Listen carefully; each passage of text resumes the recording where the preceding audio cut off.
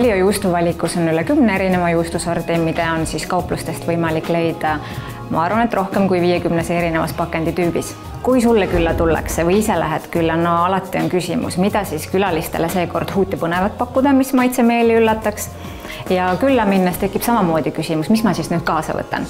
Selleks korraks siis soovitame proovida juustu, ükskõik millist sorti, ja proovige sinna juurde moosi.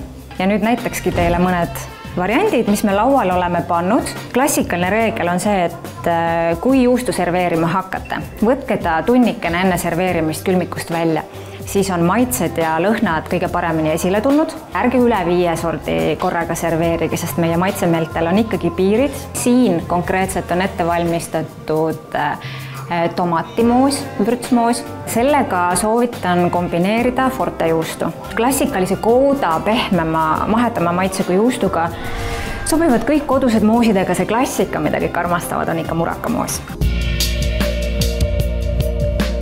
Juustude serveerimisel ja lõikamisel kasutage fantaasiat, piiranguid ei ole, aga väikesed näpunäited võib küll anda. Kui serveerite kõva juustu, näiteks fortet, siis seda on väga keeruline viilutada.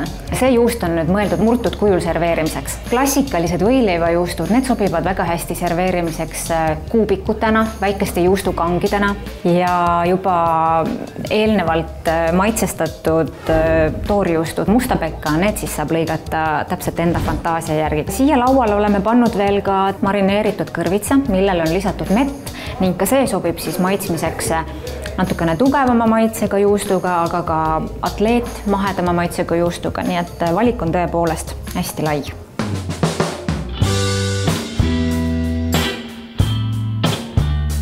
Ja ühe väga huvitava maitse üllatusena soovitan sel aastal proovida vürtsikama piparkoogi ning sinihallitus juustu kombinatsiooni.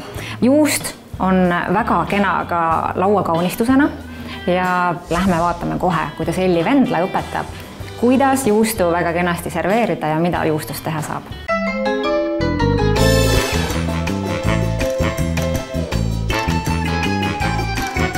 See juustukaunistuste valmistamine on väga põnev korraldada just pereüritusena ja juustukaunistused säilivad samamoodi ja sama hästi kui tavaline juust.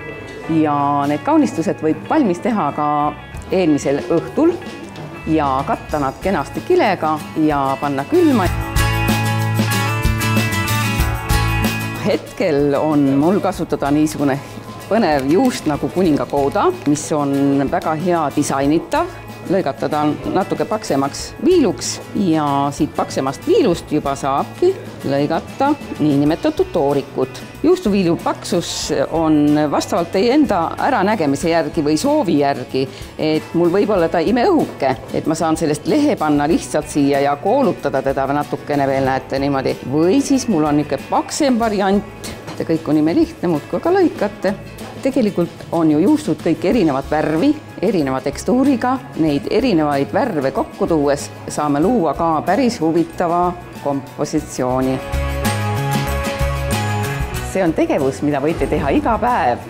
Head meisterdamist!